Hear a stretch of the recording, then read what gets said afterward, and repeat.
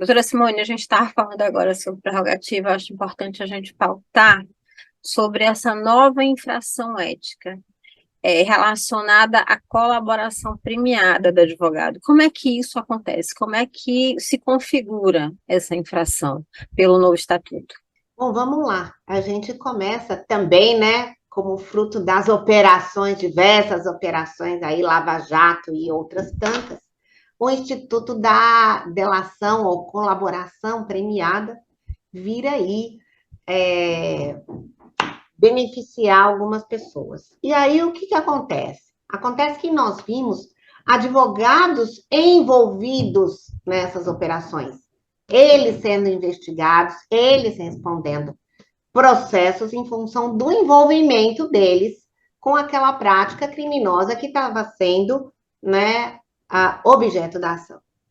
Então, se discutia se o advogado poderia fazer a colaboração premiada. Quer dizer, ele, então, para se livrar da pena, ele revelar informações que fossem relevantes para a investigação da causa.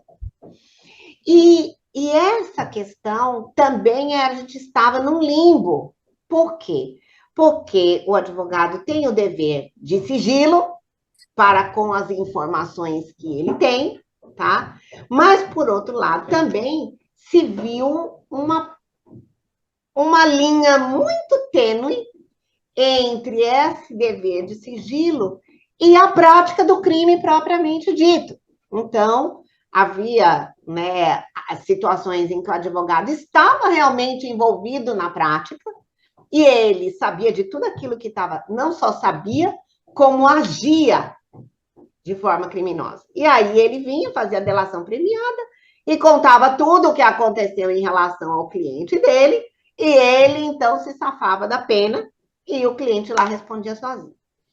Então, o que acontece? Tá? Isso foi expressamente proibido nessa nova legislação.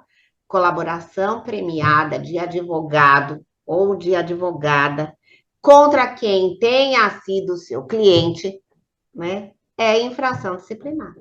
Deixa eu Ele não. colocar, deixa eu colocar a minha visão sobre isso, porque assim, eu concordo expressamente com o que está escrito.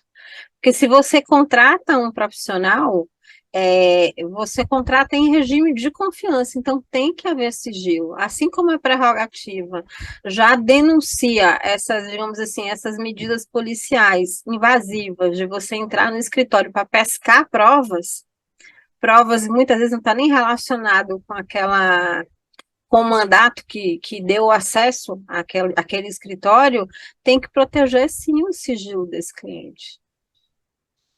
Nós temos nessa proibição dois aspectos importantes. Primeiro, eu acho que o advogado vai ter que manter um afastamento muito claro das atividades do cliente dele, para ele não ser alçado à qualidade de coautor, né, de participante daquela conduta criminal. Então, ele precisa ter um afastamento muito grande. E o outro aspecto é que ele não vai poder usar aquilo que ele sabe para se proteger.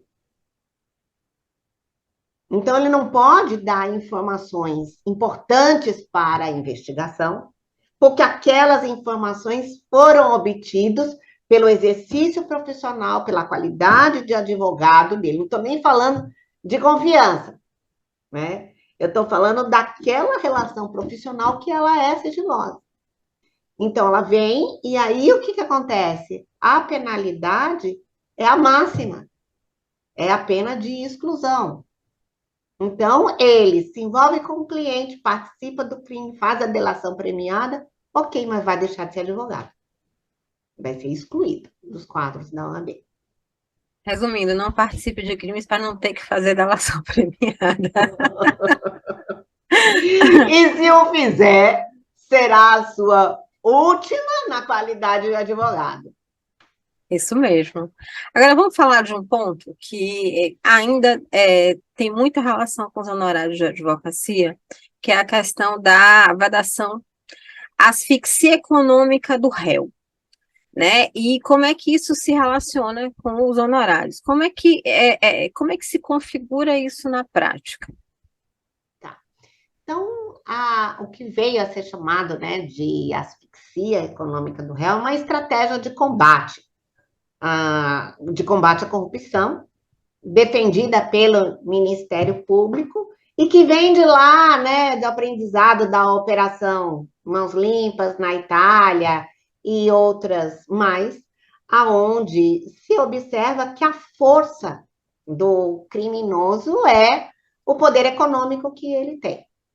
Então, você bloqueava o patrimônio daquele réu, e aí, com esse patrimônio bloqueado, ele então estaria, vamos dizer, mais disponível, né, a colaborar, ou, né, não teria condição de estar tanto tempo fugindo ou se perpetuando nas práticas, ou estaria depois se preso, mas animado, vamos dizer assim, a fazer uma delação premiada, tá?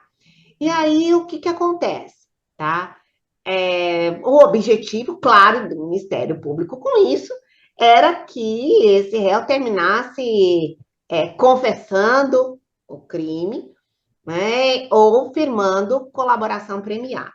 E aí a gente viu, né, que muitas colaborações premiadas foram feitas e depois essas pessoas falaram, né, que sofreram pressão para dizer que A ou B ou C estava envolvido naquela situação.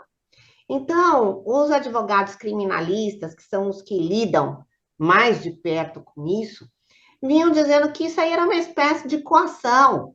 E voltando assim, uma inquisição numa era moderna, porque você retira literalmente o direito de escolha do réu de querer falar ou não falar. Tá? Então, você afronta diretamente o direito constitucional da ampla defesa do contraditório. Aí, então, veio uma alteração que é o artigo 24A do Estatuto, que diz que no caso de bloqueio universal de patrimônio do cliente por decisão judicial, fica garantido ao advogado desse cliente a liberação de 20% dos bens bloqueados para fins de recebimento de honorários e de reembolso de despesas e gastos que se tenha com a defesa, tá?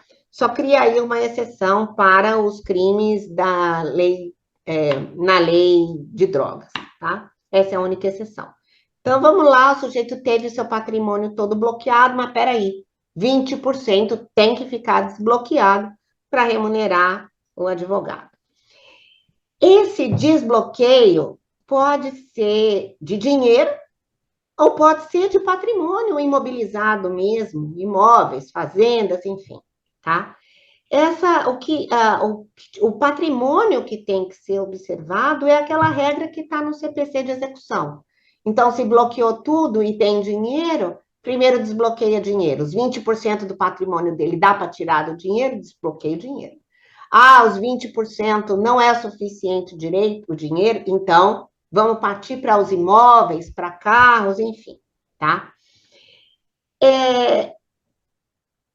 E aí, então, ao ser desbloqueado, tá? Essa verba, ela tem que cair diretamente na conta do advogado. Ou desbloquear diretamente em favor do advogado. Podendo até o advogado adjudicar aquele bem, ou seja, receber aquele bem em pagamento dos honorários dele. Olha lá, ele tinha, então, 10 imóveis, e aí 20% daqueles imóveis eu aceito receber o imóvel XYZ, tá? Então, é isso que está lá, tá? Isso veio a ser festejado por uma parte da advocacia, né? E, por outra parte, veio trazer uma inquietude imensa, tá? Primeiro porque a lei, ela traz, né, expressamente que as atividades de consultoria e de assessoria jurídica, elas podem ser exercidas de forma verbal ou escrita, Então, se eu tenho uma assessoria verbal, eu não tenho uma documentação, e pensa aí, né? Quando é que eu fui constituída? Antes ou depois? Que tipo de atividade eu estou desenvolvendo? Então, a contratação verbal, ela deixa margem à subjetividade, tá? Segundo, né, eu tenho aí que esse trâmite financeiro, ele não pode se mascarar numa transferência para o réu. Então, na verdade, eu recebo aqueles honorários, mas não fico com todos eles. Eu retransmito aí a clientela para ela continuar se mantendo naquele patamar. Então, isso é um problema. Isso é um problema grande, tá? E eu acho que a gente pode ter outros desdobramentos. Você acha que vai Inclusive no regular isso melhor? Vai ter vai ser necessário precisa, regular, né? precisa ter uma regulação, uma regulamentação disso, porque isso vai poder ser invocado, inclusive, no âmbito civil. Porque eu posso ter o bloqueio do patrimônio total de determinada pessoa no processo civil. Mas eu preciso do direito de defesa. E para ter o direito de defesa, eu tenho que ter como constituir um advogado. Pois é, e se eu não tenho patrimônio para remunerar esse advogado, como é que eu constituo? Então, assim, eu acho que seria melhor, né? Aí vem a minha opinião. Eu acho que seria melhor haver uma alteração para essa garantia de defesa se pautar no princípio da dignidade da pessoa humana e estabelecer que, na hipótese de bloqueio universal, que se reservasse o mínimo necessário para a sobrevivência daquele réu. Entendeu? Então, que ele tenha o mínimo de sobrevivência e se estabelecer que mínimo é esse daí. Pronto. Então, eu acho que com base nisso, você garante o direito de defesa e a sobrevivência dele, tá? E você tem aí um critério mais objetivo estabelecido na lei. O que ele vai fazer com aquele valor mínimo lá que está pago, se ele vai remunerar advogado, se ele vai comer, o que ele vai fazer, é uma decisão dele, tá? Mas você está garantindo a dignidade da pessoa humana, né, com a sobrevivência dele. Ok. Mas acho sim, tá, que a Ordem dos Advogados deve se debruçar sobre esse tema e trazer aí critérios mais objetivos para ele ser colocado em prática. Eu acho, inclusive, que os juízes vão ficar, né, numa condição desconfortável de fazer cumprir essa determinação.